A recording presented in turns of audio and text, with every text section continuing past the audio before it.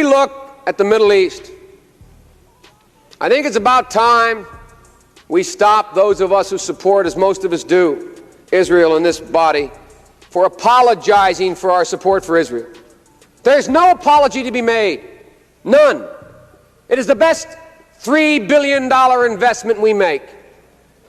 Were there not an Israel, the United States of America would have to invent an Israel to protect her interest in the region. The United States would have to go out and invent an Israel.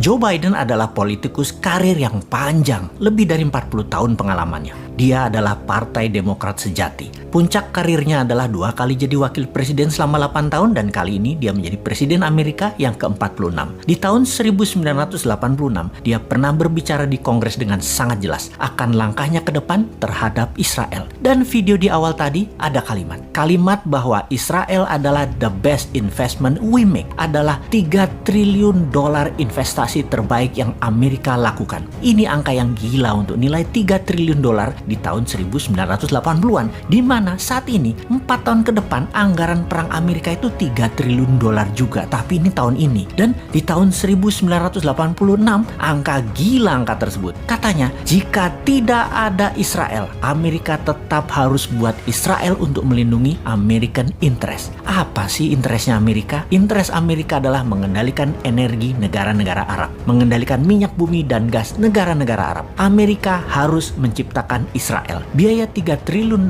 atau 3.000 billion atau kalau APBN Indonesia saat ini 150 billion membangun Israel yang hanya sebesar Pulau Madura, investasinya 20 kali APBN Indonesia sekarang ini. Ini anggaran mulai di tahun 1980-an. Semua ini adalah bagian dari petrodolar Amerika yang melepas jaminan emas sebagai underlying cetak dolar. Menjadi underlyingnya oil atau minyak di Timur Tengah, negara Israel, industrial military complex, dan hutang negara pihak ketiga. Ini semua terjadi di zaman Nixon di tahun 1971. Setelah momen inilah Amerika menjadi negara superpower dengan menciptakan common enemy atau musuh bersama adalah USSR atau Soviet dengan komunisnya yang biasa disebut Blok Timur. Di tahun 1989 diawali dari Afghanistan yang tentara mujahidinnya adalah ciptaan Amerika, mengalahkan Soviet keluar dari Afghanistan, menjadikan Amerika berkuasa atas energi di Timur Tengah secara komplit hingga batasan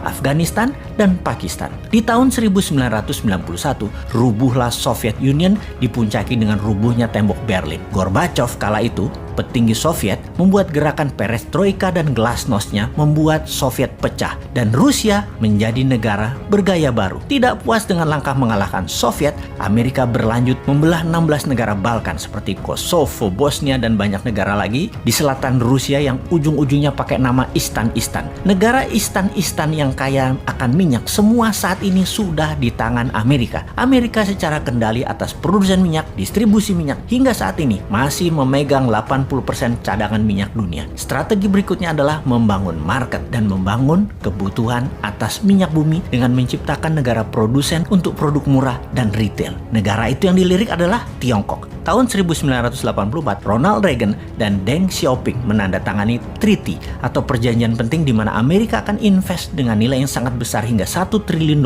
dengan mensyaratkan demokrasi masuk Tiongkok. Deng Xiaoping mengambil keputusan berani akan mengadopsi demokrasi dalam kurun waktu 40 tahun sejak perjanjian tahun 80-an itu. Di mana kira-kira tahun 2020 inilah harusnya Tiongkok sudah menggunakan prinsip demokrasi di beberapa pemilihan kepala daerah. Oke, kita lompati sebentar. Yang didemokratisasi oleh Xi Jinping saat ini adalah demokratisasi talent. Oke, apa itu demokrasi talent? Kita bahas di lain kesempatan ya. Sebentar, kita kembali ke serangan tidak berperi kemanusiaan di ujung Ramadan dari pasukan Israel yang sejauh ini Amerika menganggap tidak masalah, di mana seluruh dunia tidak perlu beragama Islam untuk mengatakan apa yang Israel lakukan terhadap jamaah di Masjid Al-Aqsa adalah tindakan inhumanity atau tindakan biadab, tidak berperi kemanusiaan. Kita, kaum Newman menentang semua tindakan tidak berperi kemanusiaan tersebut dan melawan. Bagi kaum Newman yang sebel adalah tembakan-tembakan setelah kejadian penyerangan yang terjadi antara pasukan Hamas dan Israel. Ternyata keduanya memakai mesin perang senjata Amerika.